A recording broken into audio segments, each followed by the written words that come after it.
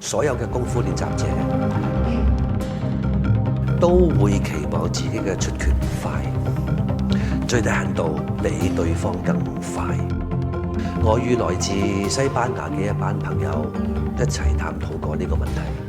如果想自己出拳更加快嘅話，首先要解決一個問題，就係抽手。我發現好多朋友喺發拳之前都有一個動作，就係先將手抽後。呢個動作其實係不必要嘅，而且會令到自己嘅出拳會更慢。發拳之前先抽手，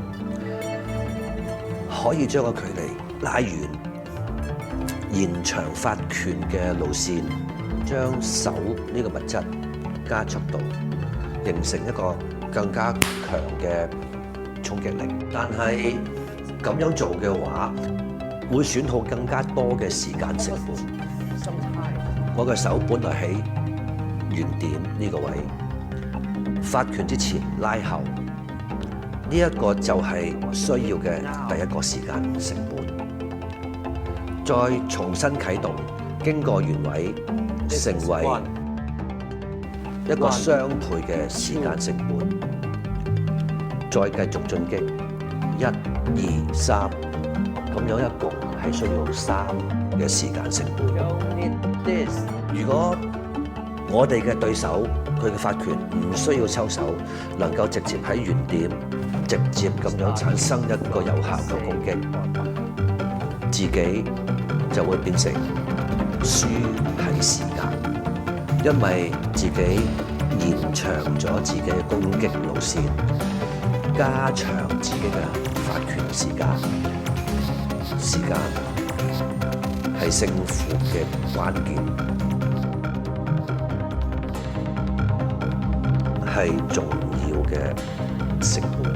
詠春拳嘅擊拳，佢嘅最大特點就係原點能夠直接產生攻擊，而唔需要任何嘅準備動作，甚至乎喺攻擊路線嘅任何一點之中都可以成為起點，或者係擊打點。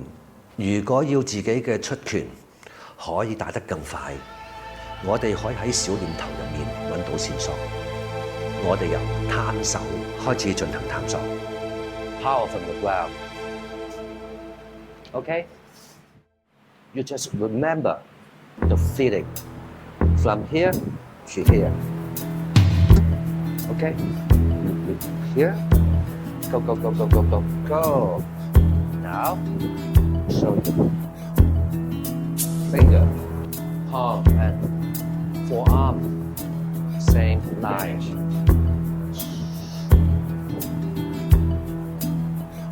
Do your best from here to here, okay? Never push forward. Means the whole arm go. What you're feeling, just remember it. Okay. And let's prove it. Touch. Wow.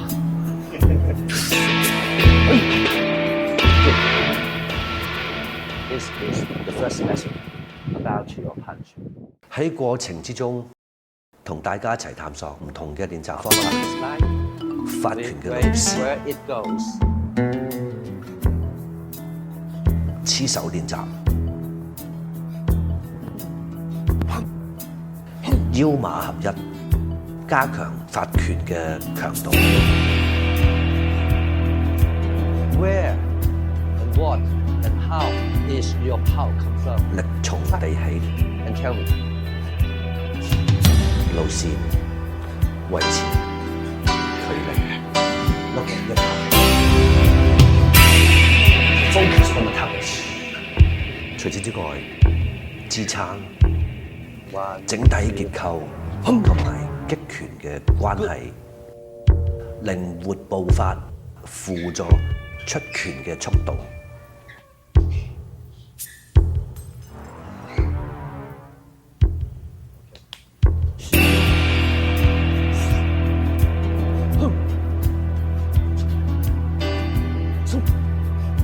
No any unnecessary movements。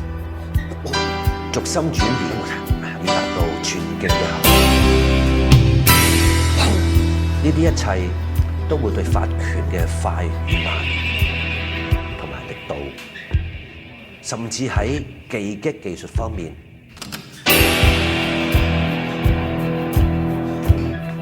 都會產生重要嘅影響。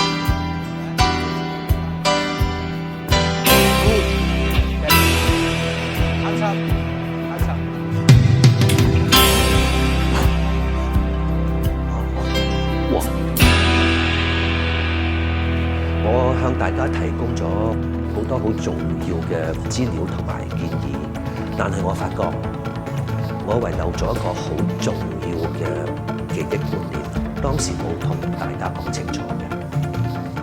咩係快？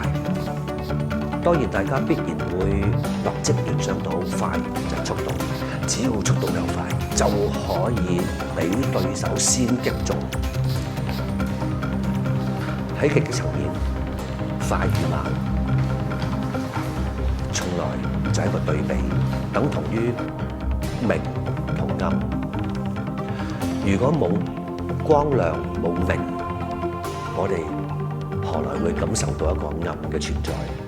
當我哋成功咁樣俾對方更快地擊中，咁係唔係代表我嘅對手慢呢？